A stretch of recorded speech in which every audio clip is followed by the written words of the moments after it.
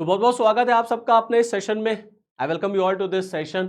तो बात करेंगे पाकिस्तान में होने वाले डिफेंस एक्सपो की, जो अब नहीं होगा। दरअसल पाकिस्तान की तरफ से ये इंफॉर्मेशन शेयर की गई है।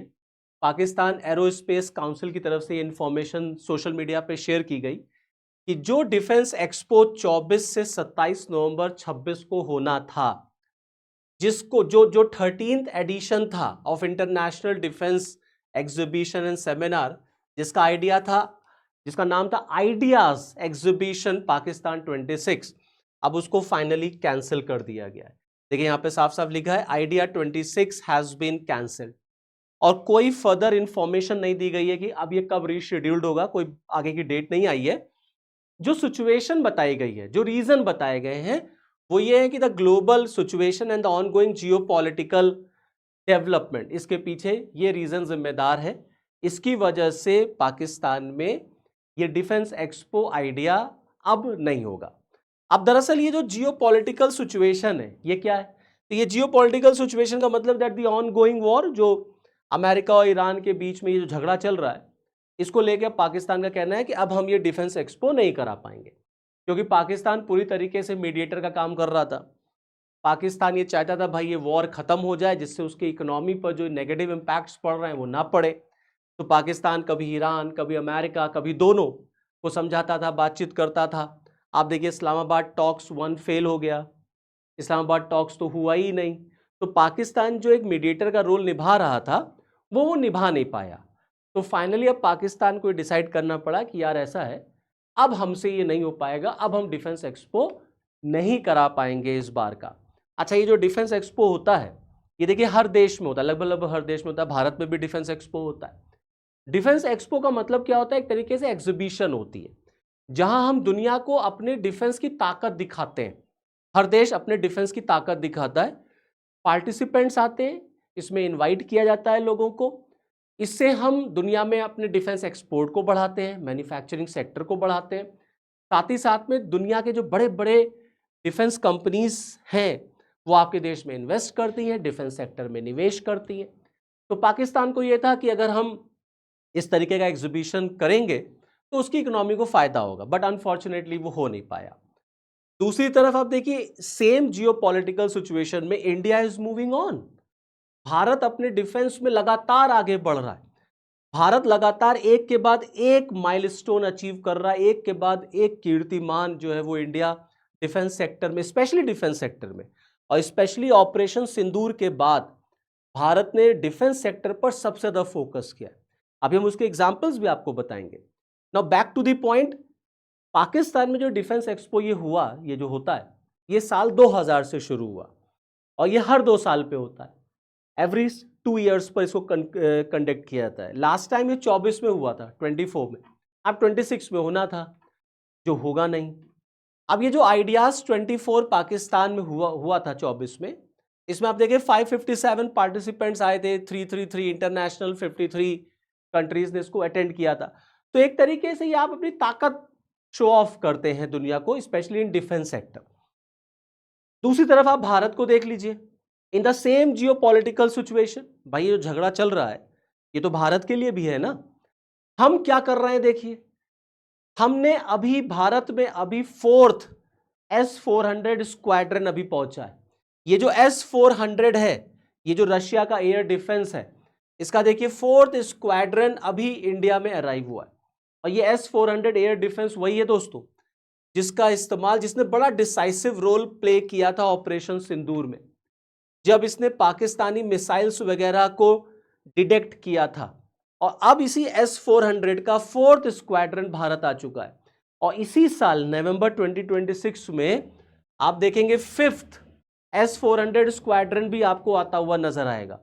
तो इंडिया और रशिया लगातार डिफेंस सेक्टर में लगातार आगे बढ़ते चले जा रहे हैं। लगातार भारत डिफेंस सेक्टर में रशिया के साथ, फ्रांस के साथ, तमाम और देशों के साथ एग्रीमेंट पे एग्रीमेंट कर रहा है, पैक्ट पे पैक्ट साइन कर रहा है, जिसका एक सबसे बेहतरीन एग्जाम्पल है भारत में S-400 का आना। दूसरी तरफ देखिए ब्रह्मोस, जो एक ज्वाइंट वेंचर था इंडिया और रशिया का, यह भी क्लासिक एग्जाम्पल है ब्रह्मोस। ऑपरेशन सिंदूर में ब्रह्मोस ने दुनिया को अपनी ताकत दिखाई। कि हम क्या कर सकते हैं। फायर एंड फॉरगेट, दागिए और भूल जाइए, इस पर यह काम करता है। प्रिसाइज अटैक करता है एकदम ब्रह्मोस। और ऑपरेशन सिंदूर में ब्रह्मोस ने अपनी परफॉर्मेंस दिखा दी जब पाकिस्तान पर इसने आग बरपाई।